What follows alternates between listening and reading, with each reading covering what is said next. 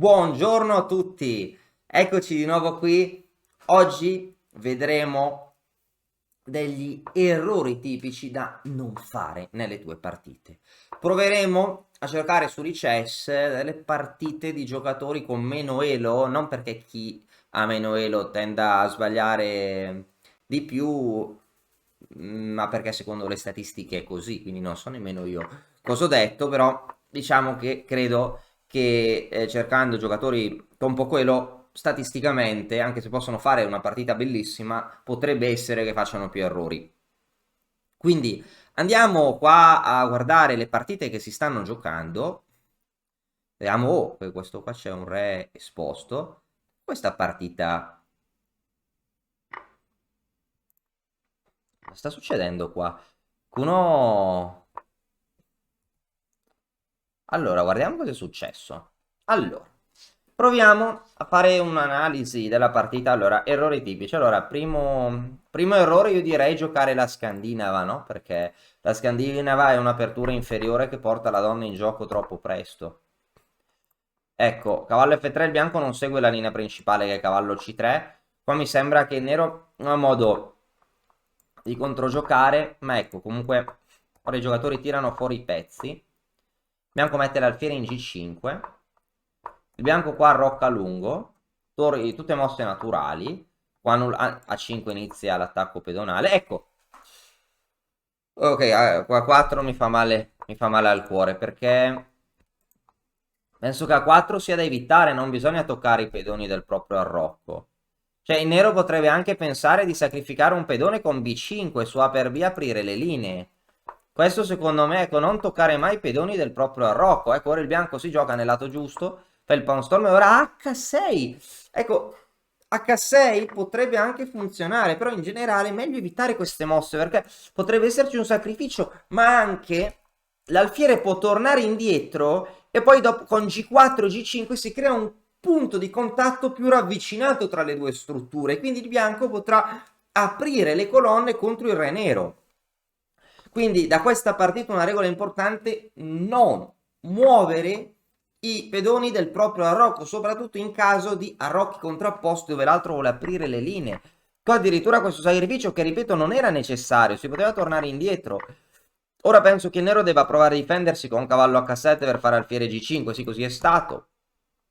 G4, alfiere G6, torre per E6. Ok, un sacrificio interessante. Qua sono scoppiati i fuochi d'artificio. Il bianco ha sacrificato davvero tanto materiale per avere del gioco. Secondo me, ora il nero dovrebbe essere in grado di difendersi. Magari torre F6, alfiere G5. Il bianco ha un po' esagerato. Il bianco crede nell'iniziativa ma non crede nel materiale. Quindi crede, probabilmente verrà punito e perderà questa partita se Nero gioca bene. Ma alfiere 3, credendo sia nell'iniziativa sia nel materiale, il bianco mantiene il pezzo e poi apre la colonna G entrando in contatto, sarebbe stato distruttivo. Proviamo a vedere un'altra partita. Proviamo a cercare altri errori tipici da evitare. Va bene. Allora, vediamo un po' tra tutte le partite. Queste sono le partite rapide. Vediamo le partite classical.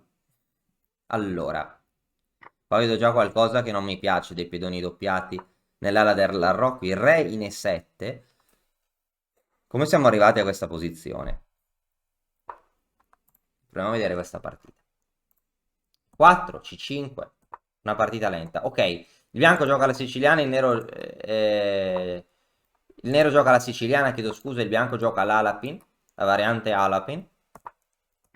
Per D4 per giocare con il pedone isolato. Ecco qua una delle varianti più solide è giocare con cavallo F6, cavallo 6, cavallo F3. Ecco il 5 non credo che sia buona. Qua una delle regole che si può seguire, non mi ricordo esattamente perché, vorrei rinfrescarmelo, ma una delle regole che si può seguire è non aprire il centro prima, non intraprendere operazioni centrali, questo me lo diceva il mio maestro quando ero piccolo, prima di avere terminato lo sviluppo. C'erano altre mosse interessanti, non so, alfiere F5, alfiere G4, E6, tentativi di completare lo sviluppo in fretta. Diciamo che E5 non mi è piaciuta per niente. Il bianco prende un pedone, nero lo recupera. Sì, ecco, ma per esempio, se il bianco avesse giocato alfiere 2, nero recupera un pedone e il bianco, chiedo scusa perché non riesce a seguire, prova a fare le frecce, alfiere 2, nero recupera il pedone, poi il bianco arrocca e mette la torre in E1, il bianco godrebbe di un grande vantaggio di sviluppo. Ma anche così. Ora alfiere B5, sì. E qua, dopo arrocco, la partita è virtualmente finita. Non è molto difficile per il nero salvarsi. Alfiere E6, torre 1, torre di 8, donna F3. E qua molto difficile pronosticare un lieto fine per il nero. Questo pedone era sotto attacco. Ora l'attacco del bianco si sviluppa da solo. So, ci sono varie idee. Per dire anche portare in gioco l'ultimo pezzo, cavallo A3, C4, mettere le torri al centro. Questi pezzi non giocano. Secondo me, per il nero le cose non finiranno bene. Anche alfiere F4, donna B6, alfiere C4. Qua poi, se volete, potete provare a mettere questa posizione sul motore che probabilmente darà un vantaggio decisivo di più 2 o più 3 per il bianco. Quindi importante non intraprendere operazioni centrali prima di aver terminato lo sviluppo. Andiamo un'altra partita, proviamo a vedere partite dove sono stati commessi degli errori e trarre degli insegnamenti, che vedo una partita dove uno dei due giocatori ha perso la donna, quindi proviamo a vedere che cosa è successo. So perché stiamo visualizzando le partite sempre da nero. 5K, un'altra siciliana, C3, G6, ecco, quindi G6 la variante del dragone, fiere G7 al rocco, il bianco gioca alfiere G5, non è molto tipico, contro il dragone il sistema più tipico è mettere l'alfiere in E3, giocare F3 donna D2 al rocco e giocare il cosiddetto attacco jugoslavo, dove si gioca un attacco pedonale. L'alfiere in G5 potrebbe bloccare gli stessi pedoni del bianco. Donna D2 H6. You're gonna see me shine, shine, shine, shine, walking on beams of light, light, light, light, light.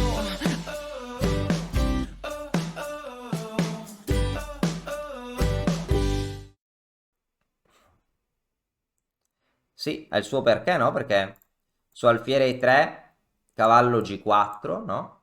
E l'alfiere no, e su alfiere F... Ah! Ai! Che dolore.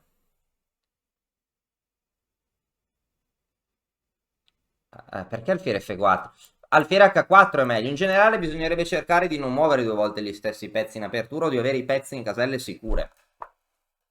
Si muove l'alfiere per la seconda volta in una casella insicura e 5 una forchetta fastidiosa. Bianco gioca alfiere B5, ecco, ah, ho capito cosa è successo. Alfiere B5 disperazione, ma il nero casca in un trucco. Ecco qua un errore inspiegabile. Nero gioca re F8, perché spostare il re? Cioè il re deve arroccare.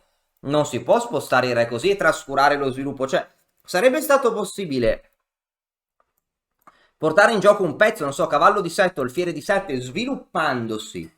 Rimane la forchetta e la posizione nera è stravinta. Cioè nero gioca alfiere di 7 o cavallo di 7, poi avrà un pezzo in più.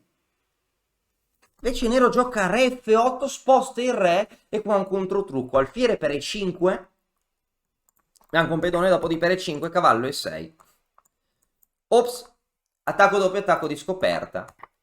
E qua ora il bianco che vincerà, attacco decisivo e se tutto va bene vincerà la partita. Molto importante.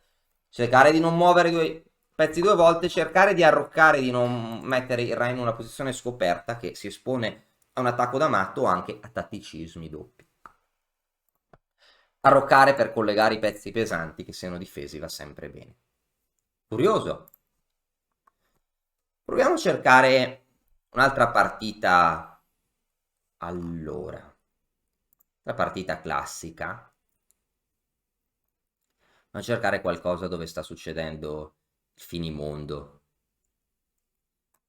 Allora. Ok, vediamo questa partita potrebbe servire perché anche questa che però questa partita questa potrebbe servire. Vediamo un attimo. Allora, E4 e 5. Difesa russa. Ora qua cavallo per E5 è una delle continuazioni normali o di 4, ma ok, cavallo C3 gioca il bianco. Cavallo C6. Alfiere C4. Va bene. Allora, questa è una continuazione priva di mordente. Nero potrebbe anche giocare cavallo per E4 e pareggiare. Cavallo per E4 è un trucco perché su cavallo per E4 di 5 c'è una forchetta. Comunque Nero gioca alfiere C5, a Rocco D6, fin qua tutto bene. Bianco gioca H3, ci può stare. Non è... Spesso giocare a Rocco H3 troppo presto potrebbe portare il nero magari a iniziare un attacco pedonale, no? Non muovere i pedoni del Rocco troppo presto, però evita alfiere G4. Il nero gioca a Rocco, non gioca in modo tanto sofisticato, va bene arroccare. Torre 1. Alfiere 6, perché? Perché il nero completa lo sviluppo. Oh, la partita è finita con la vittoria del nero. Vabbè, ci hanno rovinato la sorpresa, torniamo indietro. Comunque si sapeva che il nero andava a vincere.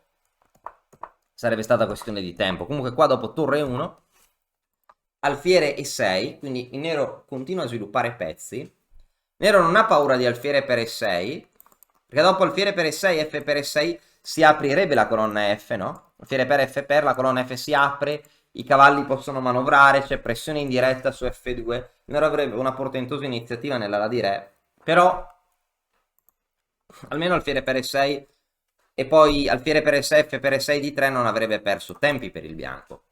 Anche di 3 andava bene, ci si può addirittura far doppiare i pedoni per completare lo sviluppo. Alfiere B5 muove 2 volte lo stesso pezzo e non mi piace molto.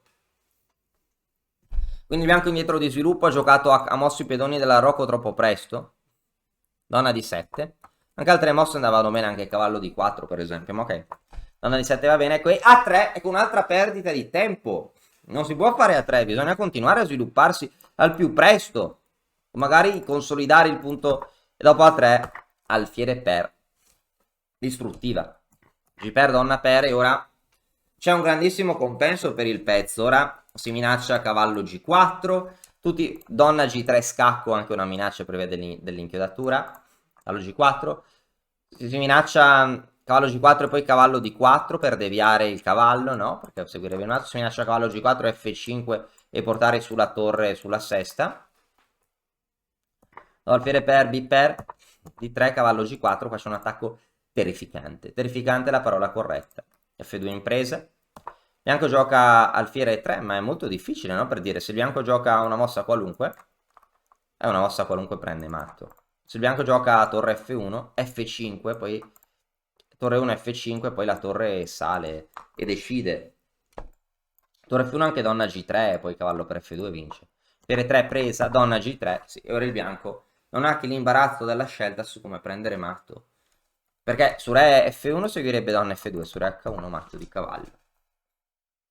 Ho visto delle idee interessanti. Allora, abbiamo visto alcuni concetti. Non toccare i pedoni dell'arrocco troppo presto, soprattutto in caso di arrocchi contrapposti. Non muovere 2 volte lo stesso pezzo in apertura, non perdere tempi con lo sviluppo. Per esempio qua alfiere 6, alfiere B5, A3. Terminare lo sviluppo rapidamente. Non giocare la scandina, avevamo detto anche. Anche se questo è più un parere personale. Questi sono errori che dovremmo cercare di non commettere nelle nostre partite.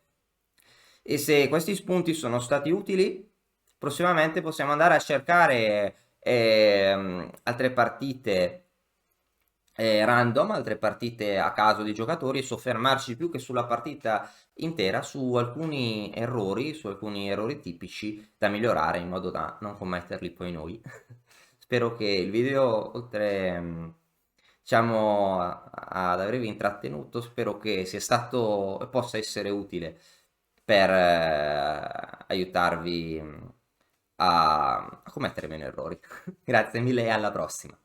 E ora per continuare che cosa posso fare? Beh, innanzitutto ti consiglio di iscriverti al nostro canale in modo tale da non perderti le nuove video lezioni. E poi puoi vedere il video che è stato più cliccato in questa settimana. Ci vediamo, ciao!